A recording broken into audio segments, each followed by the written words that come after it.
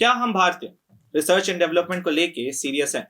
क्या हम इसकी गंभीरता को समझ पा रहे हैं? जब पूरे विश्व में सभी राष्ट्र अपने अर्थव्यवस्था को सशक्त करने के लिए सबसे बड़ा निवेश अपनी पूंजी को रिसर्च एंड डेवलपमेंट में लगा रहे हैं, हम कहाँ खड़े होते हैं? जब हम अपने फोन में, अपने लैपटॉप में चैट जीपीटी जैसे एआई को यूज करते हैं, तो क्या हम सिर्फ 7 समंदर पार वाले देश के लिए एक उपभोक्ता हैं? क्या हम उत्पादक बन सकते हैं? तो आज इस संवाद में हम यही जानेंगे। जी, मैं विशाल कुमार सिंह, आपका होस्ट। सभी छात्रों को मेरा नमस्कार। इनोवेशन सीरीज के एक और रोमांचक एपिसोड में आपका हार्दिक स्वागत करता हूं। आज हम उन research and development methods, technique और उसके इंपॉर्टेंस को समझेंगे। एक दो ऐसे विशेषज्ञ हैं हमारे साथ जिन्होंने इस क्षेत्र में काफी रुचि हासिल कर रखी है। हमारे समक्ष बैठे हैं हमारे पहले वक्ता डॉक्टर सचिन श्रीवास्तव जी, जो कि हैं head of aerospace engineering Uttaranchal university. फिर हमारे समक्ष हैं हमारे दूसरे वक्ता डॉक्टर राजीव सिंह जी, जो head of department division of research and innovation Uttaranchal university को लीड कर रहे हैं। तो चलिए बढ़ते हैं हमारे आज के कार्यक्रम की ओर। देखते हैं हमारे पहले चरण में हमारे पास क्या है। हम पहले चरण में समझेंगे कि R&D की महत्व क्या है या किसी कंपनी को इससे लाभ क्या हो सकता है। तो मेरा पहला प्रश्न हमारे दोनों वक्ता से है। तो सर, मैं आपसे ये जानना चाहूंगा डॉक्टर सचिन जी कि R&D क्या है और ये कैसे कंपनियों के शोध, नवाचार और स्थिरता बनाए रखने में मदद करता है। सी, R&D means research and development, अनुसंधान एंड विकास। ये कैसे हमारी सोसाइटी को हेल्प करेगी। तो इसके लिए हम लोग को जरूरी नहीं है कोई नई चीज इन्वेंट करें। हम आसपास में चीजों को देखकर डिस्कवर कर सकते हैं उन चीजों से कि कैसे हम जो अपनी सोसाइटी को हेल्पफुल हो, कैसे इसको ग्रो कराएं और किस तरीके से ये हमारी सोसाइटी को और अच्छे से हेल्प करे। ये है रिसर्च एंड डेवलपमेंट। और स्टूडेंट्स को खासकर इसको ऑब्जर्व करना आना चाहिए। जरूरी नहीं हर समय कुछ नई चीज खोजें, नई चीजें अपनी सराउंडिंग से फाइंड आउट करें। डॉक्टर राजीव जी, आपकी इसमें क्या राय है? हाँ, मेरा राय ये है कि हम सबसे पहले अपने आसपास, जैसे सचिन जी ने बताया, कि आसपास की चीज़ें देखें। चीज़ें मीन्स अपने आसपास जो प्रॉब्लम्स हैं उनको पहले हम देखें। जैसे एक जनरल एग्जांपल दे रहा हूँ कि हम स्मार्ट सिटी कॉन्सेप्ट्स की बात कर रहे हैं। तो स्मार्ट सिटी अलोन खाली ट्रैफिक लाइट्स अच्छे होने से नहीं है। सिटीज का मतलब है उसमें सारी व्यवस्थाएं, लाइक आपका वाटर प्रॉपरली मैनेज हो रहा है, वाटर डिस्ट्रीब्यूशन प्रॉपरली चल रहा है, वाटर की क्वालिटी क्या है, इवन एयर क्वालिटी भी हमें सोचना पड़ेगा। उसके अलावा ट्रैफिक को किस तरीके से हम, कंजेशन को किस तरीके से हम ओवरकम कर सकते हैं। इवन अगर हम विलेजेस में रहते हैं तो बहुत सारे, ये तो हो गए इस तरीके के प्रॉब्लम स्टेटमेंट जो ऑटोमेशन से रिलेटेड है। बट अगर हम सोसाइटी ऐसी विलेजर और रूरल एरिया में रहते हैं तो हम वहाँ पर आसपास इतने सारे मेडिसिनल यूज के प्लांट्स हैं, जड़ी बूटियाँ हैं, जिनका यूज हम फर्दर कर सकते हैं। जैसे पतंजलि आपने देखा होगा कि उसने किस तरीके से ग्रो किया, और जिन प्रोडक्ट्स को हम पहले गांव में इंडिविजुअल कम्युनिटी यूज कर रही थी, उसको पूरा आम पब्लिक अब पैन इंडिया यूज कर पा रही है। हम एलोवेरा को पहले कहाँ यूज करते थे, इंडिविजुअल कुछ कम्युनिटी के लोग थे जो एलोवेरा यूज करते थे। अब आप देखें कि हर घर में हर बंदे को पता है कि एलोवेरा के क्या यूज हैं।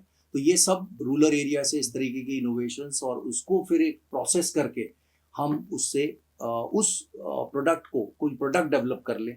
और उस प्रोडक्ट को समझने के लिए आपको क्या करना पड़ेगा, एक नज़रिया, अपना इनोवेशन, अपना डिज़ाइन थिंकिंग, अपना क्रिटिकल थिंकिंग, उसको थोड़ा सा इम्प्रूव करके तब हम उस पर शोध करें। और उसके लिए बहुत सारी फैसिलिटीज़ अवेलेबल हैं, यूनिवर्सिटीज़ में हैं, इवन बहुत सारी गवर्नमेंट की फंडेड लेबोरेटरीज़ हैं जिनमें हम उन प्रॉब्लम स्टेटमेंट को रियलाइज कर सकते हैं या उनको रियलाइज करने में हेल्प ले सकते हैं। धन्यवाद राजीव जी। R&D जैसा हम सबने समझा, एक बहुत इंपॉर्टेंट कंपोनेंट होता है किसी भी कंपनी के लिए, उसके फ्यूचर या उसके प्रेजेंट में होने वाले किसी भी टास्क या इवेंट को मेजर करने के लिए। चलिए इसी के साथ R&D के सफर को आगे बढ़ाते हैं और अपने अगले चरण की ओर प्रस्थान करते हैं। इस चरण में हम समझेंगे कि R&D के प्रसिद्ध विचार क्या है, R&D कैसे सदियों से अहम भूमिका निभाई आ रही है।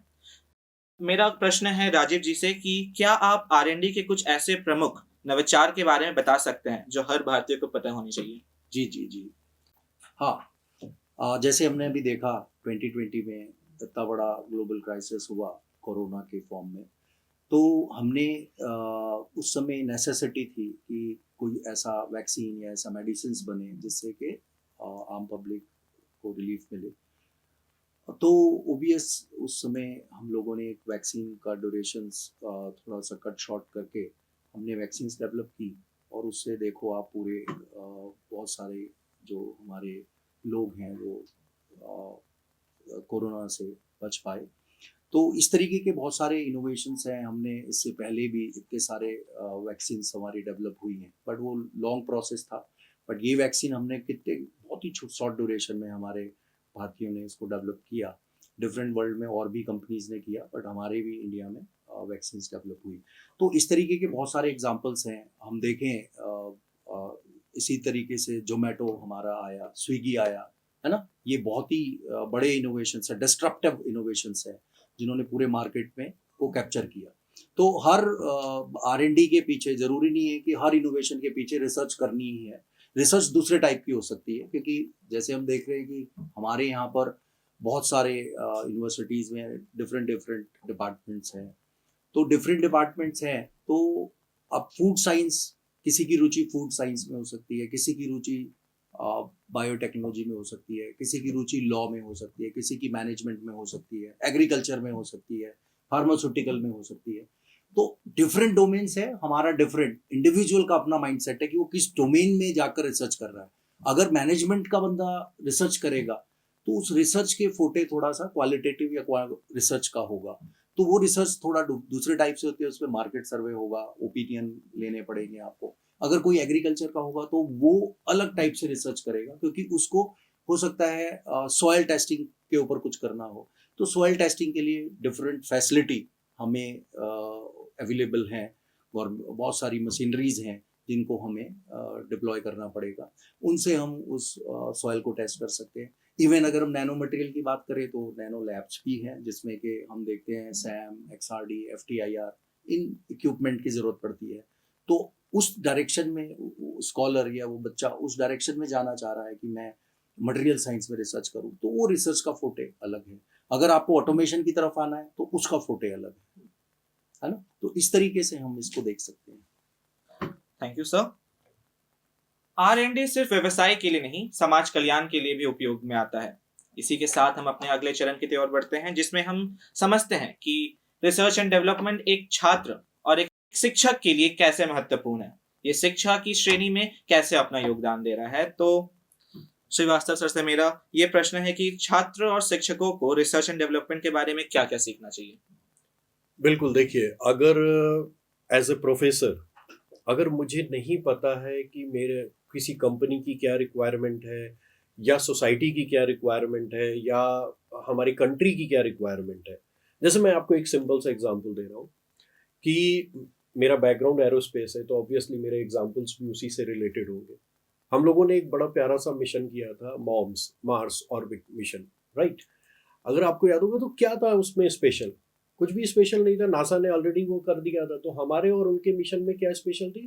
कॉस्ट। उनकी कॉस्ट से लगभग 10 टाइम्स और मोर देन टाइम्स हम नीचे आके अपने मिशन को कंप्लीट किए। ये जरूरी है। अगर ये बात प्रोफेसर को नहीं पता है कि वो कॉस्ट इफेक्टिव कैसे हुआ मिशन, तब तक फिर हम बच्चों को कैसे बताएंगे कि हमारा एम क्या था। हम ऑलरेडी चीजें कर रहे हैं। जैसे एक और दूसरा एग्जांपल दे रहा हूँ, आज पूरा वर्ल्ड जो है इस तरफ सोच रहा है कि क्या इज इट पॉसिबल कि हम स्पेस टूरिज्म नाम की कोई चीज दे दें, स्पेस में जाके अर्थ को लोग जाके देख लें, नॉर्मल पीपल। और ये कैसे पॉसिबल है? अगर आप इसको अगेन हम स्टूडेंट्स को नहीं बताएंगे कि बेटा यहाँ पर हमारे लिए जरूरी है कॉस्ट, नॉर्मल पीपल आपको ज्यादा पे नहीं कर सकते। आप कुछ ऐसा सोचो, कुछ ऐसी चीजें इनोवेट करो कि कॉस्ट गिर जाए एकदम नीचे और वो मिशन सक्सेसफुल हो without compromising with the performance, right. तो ये दोनों के लिए बहुत जरूरी है। प्रोफेसर वो गाइड करेगा स्टूडेंट अपनी चीजों को ऑब्जर्वेशन में, as I told you that, कि जब तक वो चीजों को समझेगा नहीं तब तक शायद सोच नहीं पाएगा, right.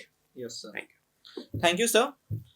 R&D research and development it's not only about making money, जैसा हम सब समझ रहे हैं।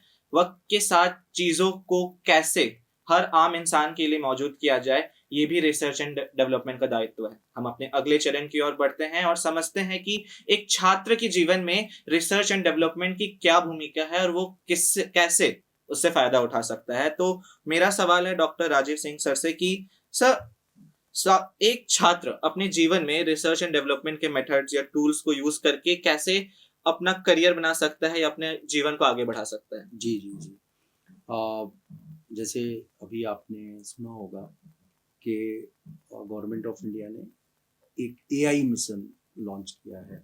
ऐसे ही सिमिलर पैरेलल में एक और मिशन है जिसको कहते हैं quantum mission, quantum computing mission. तो गवर्नमेंट अभी एजेंडा ये है कि किस तरीके से हम लोग क्योंकि वर्ल्ड वाइड आर्टिफिशियल इंटेलिजेंस ने सारे डोमेन्स को कैप्चर कर लिया है, तो क्या हम उस तरीके से अगर करियर बनाना चाहें कि एआई मिशन चल रहा है और अभी ये अगले 20 साल बिल्कुल ट्रैक पर रहेगा, क्वांटम मिशन भी ट्रैक पर रहेगा, तो दोनों मिशन बहुत बड़े बड़े बजट के 10,000 करोड़ से ऊपर का एआई मिशन है हमारा। इसी तरीके से अभी और भी एक मिशन जिसको कहते हैं ना एआई फॉर एजुकेशन, एक और मिशन है जो 500 करोड़ के आसपास का है, जिसमें गवर्नमेंट ये कह रही है कि हम कुछ प्रेस्टिजियस इंस्टीट्यूट को सेंटर ऑफ एक्सीलेंस देंगे जो कि एआई से रिलेटेड होगा। इसी तरीके से दूसरा और भी एक है, जैसे अभी हमने देखा होगा कि हमारे प्रधानमंत्री जी ने फैब लैब्स इस्टेब्लिश की हैं 3, जिसमें हम कह रहे हैं कि हम अपनी चिप मैन्युफैक्चर करेंगे जी, है ना। तो देखिए जिस तरीके से गवर्नमेंट के मिशन चल रहे हैं उस तरीके से बच्चा अपना करियर मैप देख सकता है, लेकिन उसको देखने के लिए हमें पहले टीचर्स को उतना नॉलेज गेन करना पड़ेगा और जिससे कि वो बच्चों को उस पर अलर्ट कर सके। इवन अभी सोशल मीडिया का ज़माना है, सोशल मीडिया में सब चीज़ें फ्लैश हो रही हैं और बच्चे भी बहुत एक्टिव हैं। अभी स्कूल लेवल पे भी बच्चों को पता है कि उनके टीचर्स बता रहे हैं, प्रिंसिपल बता रहे हैं, स्पीकर्स बाहर से इनवाइटेड स्पीकर्स हैं वो भी ये सब जानकारी दे रहे हैं। तो जिस तरीके से जो प्रेजेंट की रिक्वायरमेंट है, हम अगर उसको अपना स्किल सेट बनाते हैं तो उस हिसाब से अपनी एजुकेशन लेते हैं। जैसे आप देख रहे हैं कंप्यूटर साइंस का ही ज़माना चल रहा है, आप सभी जगह देख रहे हैं सबसे ज़्यादा एडमिशन्स कंप्यूटर साइंस इंजीनियरिंग की तरफ हो रहे हैं। तो उसके पीछे यही है कि पूरा आर्टिफिशियल इंटेलिजेंस का ज़माना चल रहा है। सिमिलरली अगर हम देखें तो एक टेक्निक है रैग, जिसको हम कह रहे हैं रिट्राइवल जनरेटिव इंफॉर्मेशन करके एक प्रोटोकॉल है बना है जो कि चैट जीपीटी के भी ऊपर आ गया है, जिसको कह रहे हैं कि चैट जीपीटी क्या है, जनरलाइज कंप्यूटिंग है, जनरलाइज्ड आंसर करता है आपके क्वेश्चंस के। पर अगर आप रैग को देखेंगे तो रैग कह रहा है कि पहले क्वेश्चंस की प्रॉम्प्ट इंप्रूव की जाए। तो जैसे फॉरेन में प्रॉम्प्ट इंजीनियरिंग में ग्रेजुएशन होने लगा है, still in India there is nowhere the prompt engineering is lying till now. तो हम विदेशी कल्चर्स को भी हमारा प्रोफेसर्स बच्चा जाने कि वो लोग अगर इस तरीके का कोई प्रॉम्प्ट इंजीनियरिंग में बीटेक करा रहे हैं या ग्रेजुएशन करा रहे हैं, तो प्रॉम्प्ट मीन्स क्वेश्चन पूछने की कला, क्योंकि हमने जनरल क्वेश्चन पूछा तो आंसर भी हमें जनरल मिलेगा। तो रैग क्या कर रहा है, बीच में एक इंटरमीडिएट बन जा रहा है, वो आपके पूछे गए ह्यूमन क्वेश्चंस को पहले इंप्रूव कर रहा है और फिर जाके वो चैट जीपीटीज को इनपुट इन कर रहा है। तो जो वर्ल्ड है जनरेटिव एआई का, तो बच्चा इस तरीके का नॉलेज बच्चे को मिले तो बच्चा डिसाइड कर सकता है कि कल मुझे कहाँ और किस जगह पे करियर बनाना है। सिमिलरली इसी तरीके के इनोवेशंस, एडवांसमेंट, रिसर्च आपके बायोटेक्नोलॉजी में भी चल रही है, इस तरह की रिसर्च फार्मेसी में भी चल रही है, एरोस्पेस में भी इवन मैकेनिक्स, डायनामिक्स और huge integration of too many sensors to make the structure more stable when flying. Drones कितनी बड़ी दुनिया है। तो हमें उसी हिसाब से बच्चों को टीचर के बीच में डिस्कशंस हो, बातें हों, बच्चे को जानकारी मिले और वो अपना करियर मैप उस तरीके से प्लान करे। जी सर। जी, तो सचिन जी, इसमें आपकी क्या राय कि एक छात्र कैसे रिसर्च एंड डेवलपमेंट को अपने डेली लाइफ में इम्प्लीमेंट कर सकता है और उससे काम निकाल सकता है और अपना करियर स्टैब्लिश कर सकता है?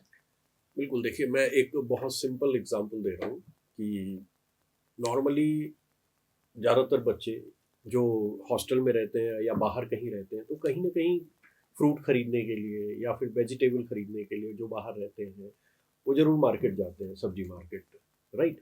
और नॉर्मल वेदर में तो कोई दिक्कत नहीं है, वो आराम से जाएंगे और खरीद के आ जाएंगे। लेकिन जब रेनी सीजन होता है या फिर बहुत ज़्यादा गर्म होता है 40+ डिग्री सेल्सियस नॉर्थ में स्पेशली, तो उसमें क्या होता है, वो वहाँ जाता है तो वो देखता है कि जो उसका वेंडर है, जो बेच रहा है, जो सेलर है, वो बहुत रेयरली या तो किसी पेड़ की छांव में है या बहुत रेयरली उसको मिलता है। तो ये देखिए बहुत कॉमन सी चीज़ है, रोज हम फेस कर रहे हैं, राइट। अब एक स्टूडेंट एज ए इनोवेटर मेरे दिमाग में क्या चलेगा, यार इनके लिए मैं क्या कर सकता हूँ। एक ऐसा अम्ब्रेला आप सोचिए जिसमें सोलर के हेल्प से वो लाइट ले रहा हो और चार्ज कर रहा हो, और वो एक तरह से अम्ब्रेला भी है, और जब गर्मी हो रही हो तो वो नीचे जो फैन वगैरह लगा है उससे वो चार्ज होकर फैन चले। ये बहुत सिंपल सी चीज है, ये ऑब्जर्वेशन हमारा, हम जो देख रहे होते हैं उससे हम चीजों को सोच के, ये प्रॉब्लम थी, ये सॉल्यूशन था। मैं आपको एक और बड़ा प्यारा सा एग्जांपल दे रहा हूँ। हम सभी लोग, सारे बच्चे जो भी आजकल के यंग है, बाइक चलाते हैं। समर में क्या फेस करते हैं, अगर हमारे पास पार्किंग नहीं है और हम नॉर्मल खड़ी कर दे गाड़ी, सीट पे बैठ नहीं सकते वापस आने के बाद। रेनी सीजन हो, अगर हमारे पास पार्किंग नहीं है, कोई शेल्टर नहीं है, फिर से आपने खड़ी की, भीग जाएगी, आप बैठ नहीं सकते। अब क्या सॉल्यूशन है इसका, सालों से देख रहे हैं।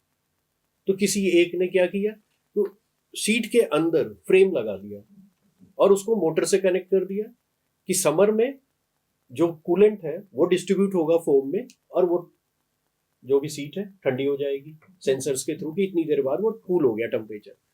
दूसरा क्या किया, रेन सीजन में वो पूरा का पूरा एक्सट्रैक्ट किया वाटर और वो दूसरी जगह पे फेंक दिया।